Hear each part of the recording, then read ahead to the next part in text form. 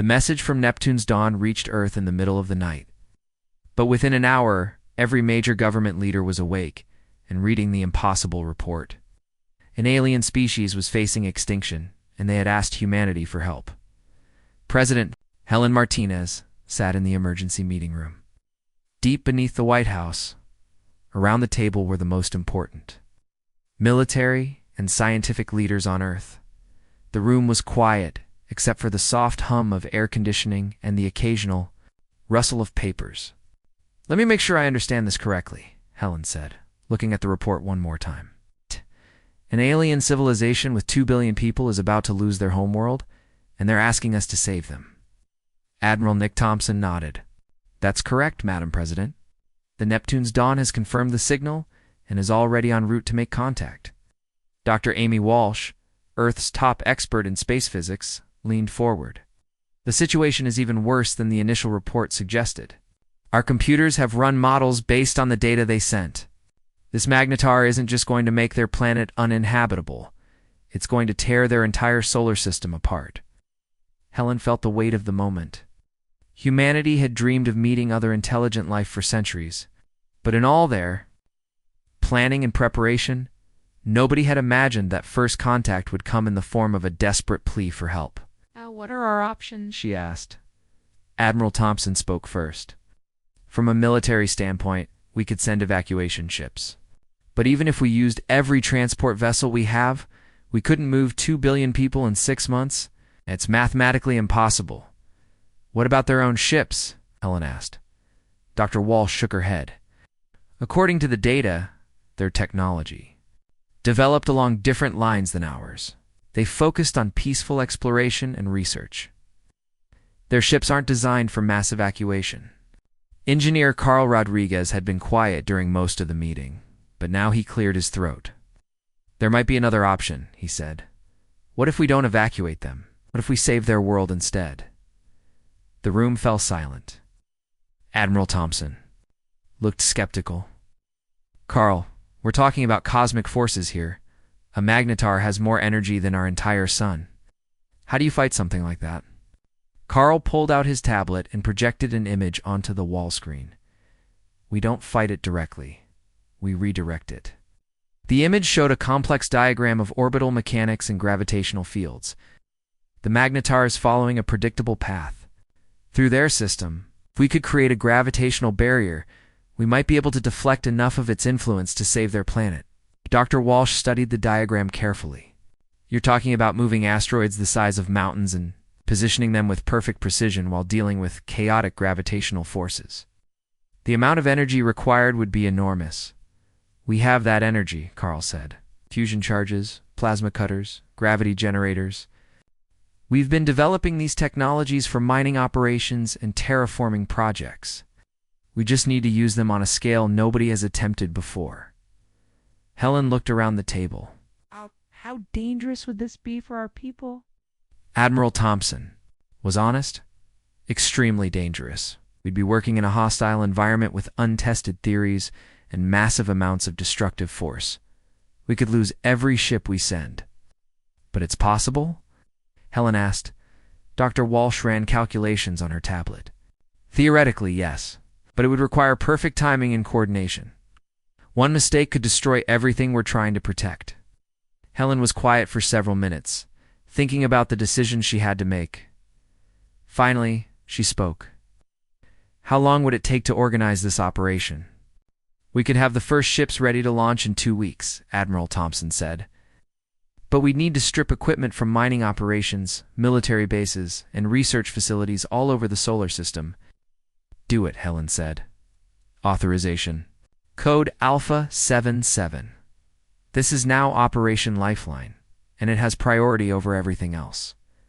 2 weeks later, the largest fleet in human history launched from Earth. Commander Tony Silva led the first wave of ships toward the alien system. Behind him followed converted mining vessels, industrial platforms, military transports, and civilian ships that had been rapidly modified for space construction work. Dr. Kevin Park coordinated the massive logistics operation from the command. "Ship, we're looking at 47 ships total," he he reported to Tony over the communication channel. Everything from heavy construction platforms to fighter squadrons carrying precision charges. Tony watched the fleet spread out in formation. Around him, each ship had a specific role in the plan that Carl Rodriguez had designed. Some carried the massive gravity generators that would serve as anchor points. Others had fusion charges and plasma cutters for reshaping asteroids. The fighter squadrons would handle the precision work of placing charges in exactly the right locations. "Any word from the Neptune's Dawn?" Tony asked. "They made contact with the aliens yesterday," Kevin replied. "The aliens call themselves Viridians. They're amazed that we're coming to help, but they don't understand our plan." Tony wasn't surprised. The human approach to problem solving often confused other species, even other humans. When faced with an impossible situation, most civilizations looked for ways to escape or minimize damage. Humans looked for ways to win. The Viridian representative, Zarthok, had been in constant communication with the Neptune's Dawn since first contact. Dr. Lisa Carter had worked around the clock to improve translation between the species. They could have real conversations instead of just exchanging mathematical concepts. "Your species confuses us," Zarthok had told Commander Jake Morrison during their latest communication. "We asked for help evacuating our people. You offer to move mountains and redirect cosmic forces. This seems impossible." Jake had smiled. "At that, impossible is just another word for a problem we haven't solved yet." The Viridians shared their detailed sensor data and offered to help with their advanced energy manipulation techniques. But they struggled to understand human military thinking. Their peaceful civilization had never developed weapons or aggressive technologies. The idea of using controlled explosions in gravitational warfare was completely foreign to them. As the human fleet approached the Viridian system, Tony could see the magnetar's effects on his long-range sensors. Space itself was twisted and distorted by the massive object's passage. Asteroids tumbled chaotically through the system, their orbits disrupted by gravitational forces beyond imagination.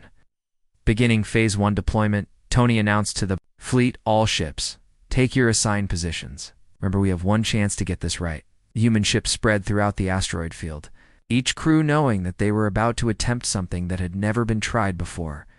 They were going to fight a cosmic disaster with engineering and determination, using the tools of war to preserve life on an unimaginable scale.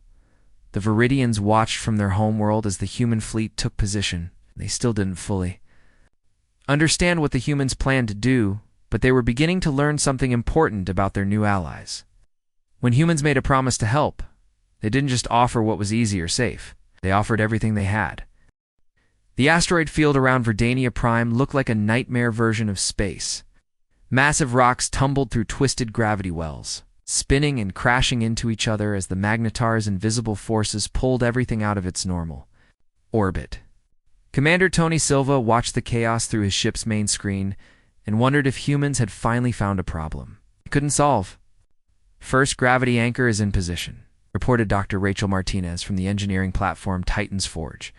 Her ship was one of the largest in the fleet, carrying equipment that could generate artificial gravity fields strong enough to hold. "Asteroids in place. Beginning deployment sequence." Tony watched as the massive device slowly extended from the ship's cargo bay. The gravity anchor looked like a metal flower with dozens of arms reaching outward. Each arm contained generators that would work together to create a stable point in the chaotic gravitational storm around them. "Anchor deployed successfully," Rachel reported. "Gravitational field is holding steady." That was one anchor down. With 11 more to go, each anchor had to be placed at exactly the right location and angle to create the protective barrier. That would deflect the magnetar's worst effects. Even one mistake could cause the entire plan to collapse. "Lieutenant." Sam Brooks guided his fighter squadron through the asteroid field toward their first target. His ships carried fusion charges that needed to be placed deep inside specific asteroids.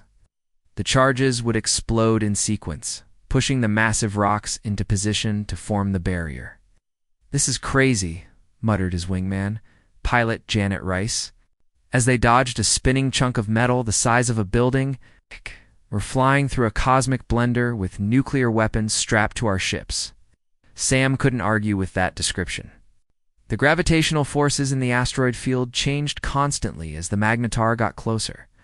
His ship's navigation computer could barely keep up with the shifting conditions, but somehow they had to make this work. "Target asteroid in sight," Sam announced to his squadron. "Beginning approach run." The asteroid they needed to modify was 3 kilometers long and made of dense metallic ore. According to the plan, it would become the keystone of the barrier, central piece that all the other asteroids would align with. Getting it positioned correctly was critical to the entire operation.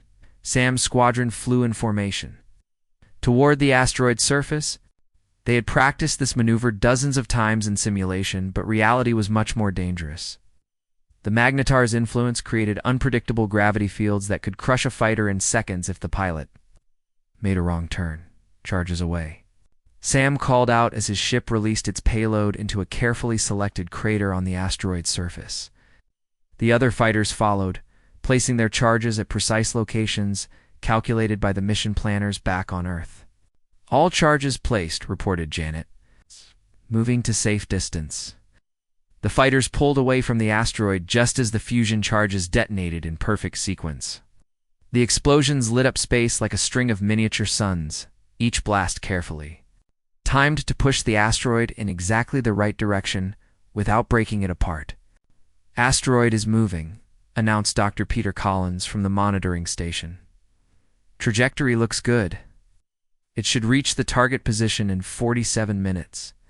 While Sam's squadron worked on the keystone asteroid, other teams handled the smaller rocks that would fill in the gaps of the barrier. Colonel Janet Foster led a group of engineering ships equipped with plasma cutters and gravity manipulators. Their job was to reshape asteroids that weren't quite the right size or shape for the barrier. "Cutting beam activated," Janet announced as her ship approached a potato-shaped asteroid. The plasma cutter extended from her ship like a bright blue sword. Hot enough to slice through solid rock as if it were soft clay, the Viridians watched the human operation with amazement and growing fear. Zarthok maintained constant communication with the human fleet, providing sensor data and offering advice. But the alien observer couldn't hide his concern about the human methods. "Your people use such violent techniques," Zarthok told Commander Jake Morrison aboard the Neptune's Dawn. "These explosions and cutting beams seem so destructive. Are you certain this will work?" Jake understood the alien's worry. To a peaceful species that had never developed military technology, the human approach must look like barely controlled chaos. "We're not being destructive," Jake explained. "We're being precise. Every explosion, every cut, every gravitational field is calculated to achieve a specific result, but the margin for error seems so small," Zarthok replied. "One mistake could destroy everything." "That's true," Jake admitted. "But the alternative is doing nothing and watching your world die. We'd rather risk everything on a dangerous plan than give up without trying." As the operation continued, the human teams worked with the efficiency that came from years of practice in dangerous environments. Mining crews who had spent their careers cutting apart asteroids for raw materials now used the same skills to build a cosmic shield. Military personnel who had trained for space combat applied their knowledge to a rescue mission unlike anything in history. Captain Linda Thompson coordinated supply runs between the construction sites, keeping the working ships stocked with fuel, spare parts, and fresh charges. Her transport ships moved through the asteroid field like delivery trucks navigating a war zone. Dodging debris and gravitational anomalies to keep the operation running, the most dangerous moment came when the largest asteroid refused to move. Despite multiple fusion charges, the massive rock was too dense and too stable to be pushed by conventional explosions. According to the calculations, they needed 10 times more force to get it into position. Major Chris Davis volunteered for what everyone knew was a suicide mission. His ship, the Ranger's Pride, was loaded with the most powerful fusion charges the humans had ever created. The plan was simple and terrifying: fly directly into the asteroid's core and detonate the charges from inside. "You don't have to do this," Tony told Chris over the communication channel. "We can find another way." Chris was already strapping himself into the pilot seat of his ship. "There isn't time to find another way. The magnetar will be here in 18 hours. If this asteroid isn't in position by then, the whole barrier fails. Tony watched Chris's ship disappear into the tunnel that had been cut into the asteroid's surface. The communication channel stayed open so everyone could hear Chris's final words. "Charges armed and ready," Chris reported. "By my family, I did something that mattered." The explosion that followed reshaped the asteroid from the inside out, turning solid rock into the exact configuration needed for the barrier. Chris somehow survived by ejecting in an emergency pod just seconds before the detonation. Though his ship was completely destroyed, as the last pieces of the barrier fell into place, the Magnetar's leading edge reached the outer edge of the Viridian system. The invisible wall of twisted space and crushing gravity crashed against the artificial barrier that humans had built from asteroids and determination. For a terrifying moment, nobody knew if the plan would work. Then the sensors confirmed what everyone hoped to see: the barrier was holding, and Verdania Prime was safe. The moment of truth arrived, like a cosmic thunderstorm. The Magnetar's gravitational waves hit the asteroid barrier with forces that could crush entire moons. Every human ship in the system held its breath as sensors measured the incredible energies at play. Commander Tony Silva watched the readings on his screen with growing amazement. The barrier was holding. The carefully positioned asteroids absorbed and deflected the worst of the Magnetar's influence, protecting Verdania Prime like a shield made of mountains and human determination. Gravitational shear reduced by 73%, reported Dr. Peter Collins from the monitoring station. "The planet's orbit is stabilizing. We did it. We actually did it." Cheers erupted across the human fleet. Crews who had worked for days without sleep, pilots who had risked their lives in impossible conditions, and engineers who had pushed technology beyond its limits all celebrated together. They had taken on cosmic forces and won on Verdania Prime. Billions of Viridians looked up at their sky and saw something they had thought they would never see. Again, stars that stayed in the same place from night to night. Their world was no longer tumbling helplessly through space. The humans had given them back their future.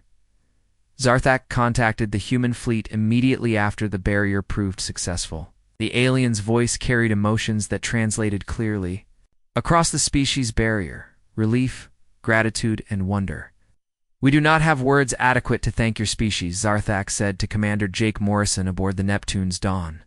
"You came across the void when we called for help, and you moved mountains to save our world. Your people have given us the greatest gift possible, the gift of tomorrow." Jake felt the weight of the moment. Humanity had just announced itself too.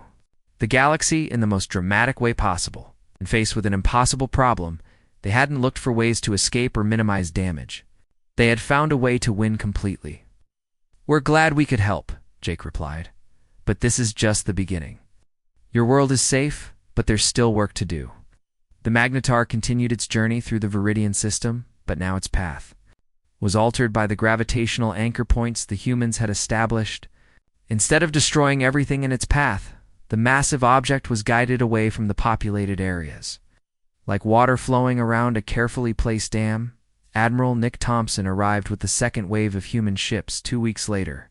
His fleet included scientists, diplomats, construction crews, ready to begin the long process of helping the Viridians rebuild their civilization.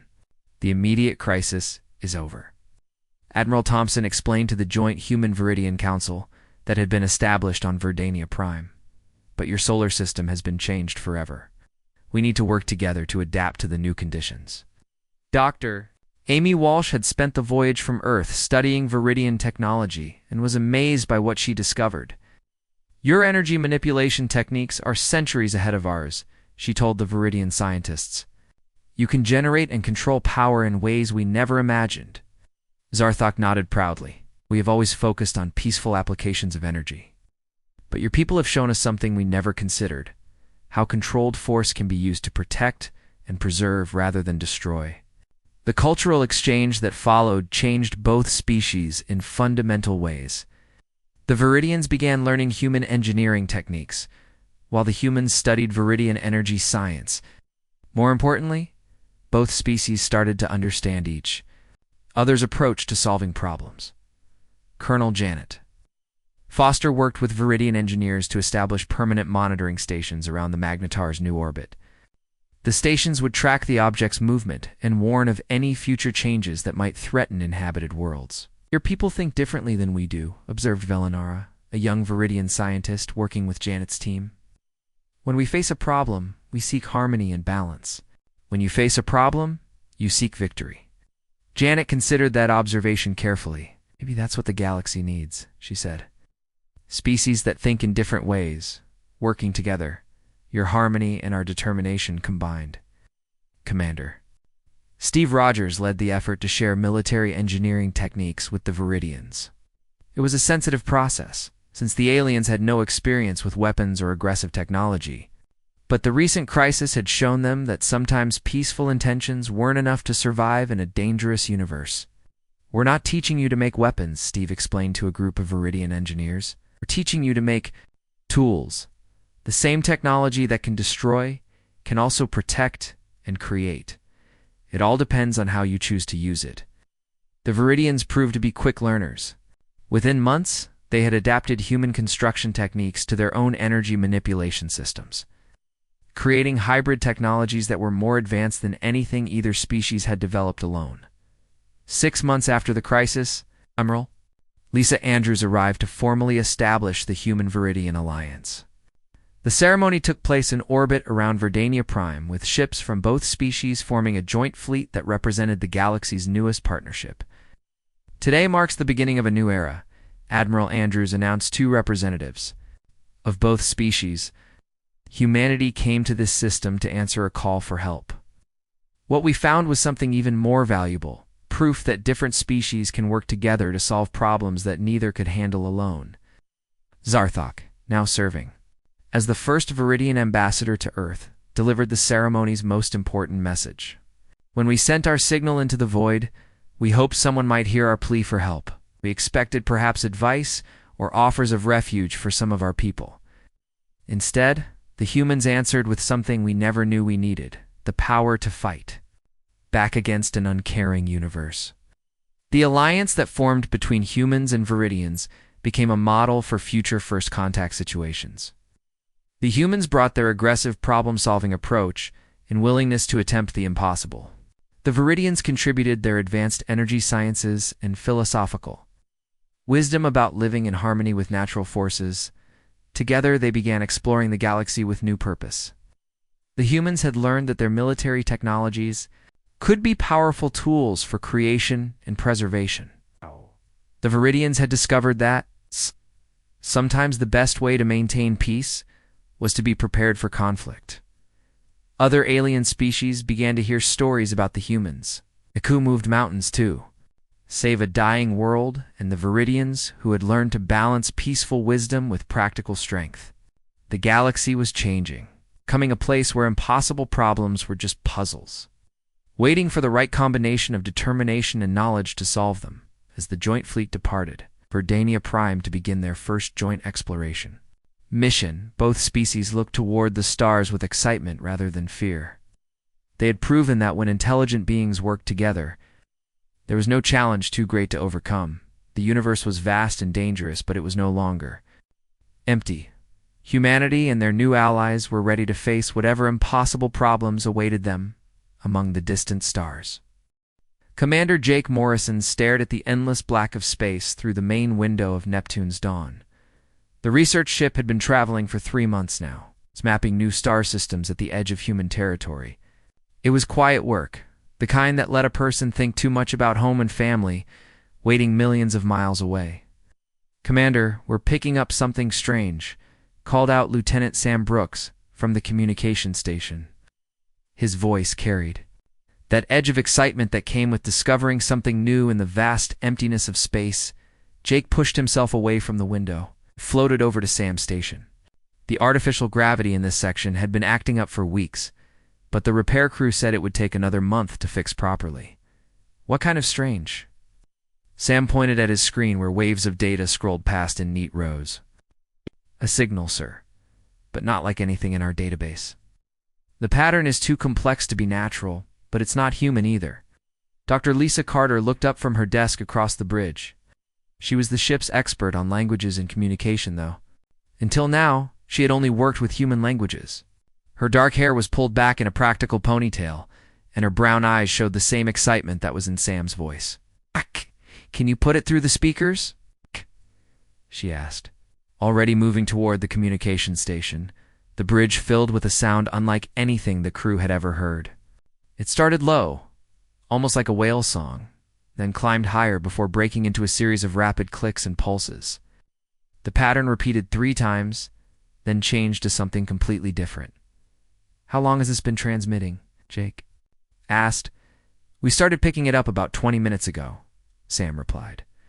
"But based on the signal strength, I think it's been broadcasting for a while, maybe days or weeks." Lisa was already working at her station, running the signal through every analysis program the ship had. Her fingers moved quickly across the keyboard as she tried different approaches to decode the mysterious transmission. "It's mathematical," she said after several minutes. "Look at this." She transferred her screen to the main display so everyone could see. "These pulses follow prime number sequences. Then it switches to what looks like geometric progressions. This is definitely from an intelligent species." Captain Ben Rogers entered the bridge at that moment. He was a tall man with gray hair and the kind of calm presence that made everyone feel safer during difficult situations. He had commanded Neptune's Dawn for 5 years, and his crew trusted him completely. "What's the situation?" he asked Jake. Quickly explained about the signal while Lisa continued her analysis. Ben listened carefully, asking a few questions about signal strength and direction. When Jake finished, Ben was quiet for a long moment. "Any chance it's human?" he asked. "No, sir," Lisa said without looking up from her work. "The mathematical concepts are similar to ours, but the way they're expressed is completely different. This is definitely alien." The word hung in the air like a physical thing. Alien. For all their years of searching and hoping, this was humanity's first real contact with another intelligent species. Everyone on the bridge felt the weight of the moment. "Keep working on it," Ben said. "Prepare a standard first contact package. We need to be ready to respond if this is actually what we think it is." Lisa worked for the next 6 hours, taking breaks only when her eyes got too tired to focus on the screen. The rest of the crew tried to continue their normal duties, but everyone kept glancing at the communication station, hoping for news. Finally, Lisa pushed back from her station and called out, "I've got something." The entire bridge crew gathered around her station as she explained what she had discovered. "The signal contains star charts," she said. "But not just any star charts. These show a solar system about 4 light years from here, and the mathematical sequences are describing something happening to it." She brought up a visual representation on the main screen. "Based on what I can understand, there's a massive object moving through their solar system. The gravitational effects are tearing everything apart." "What kind of object?" Ben asked. "I think it's a magnetar," Lisa said. "A neutron star with an incredibly powerful magnetic field.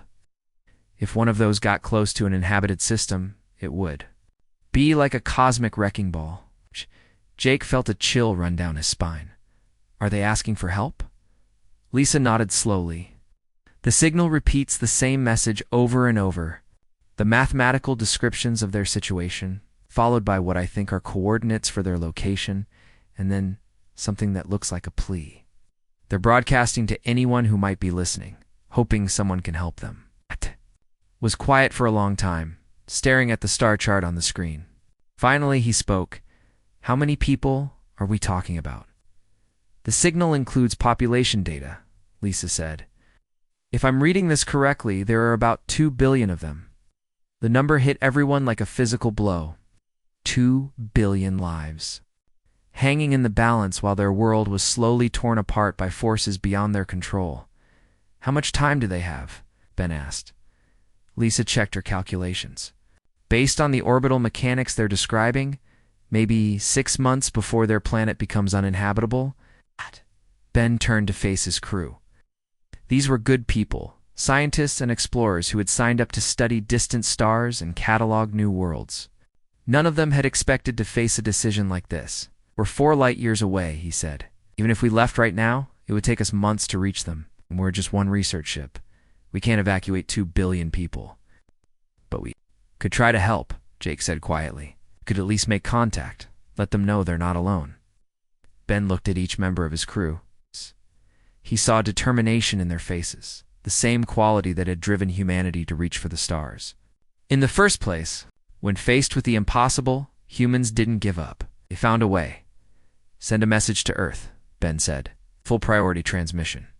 Tell them what we found and what we're dealing with. Then set course for the alien system, sir. Sam asked, We're really going to try to help them? Ben nodded. Species reached out across the void asking for help. How can we do anything else but answer? As Neptune's dawn changed course toward the distant alien system, Lisa continued working to improve the translation. The signal kept repeating, over and over, carrying its message of desperation across the empty light years.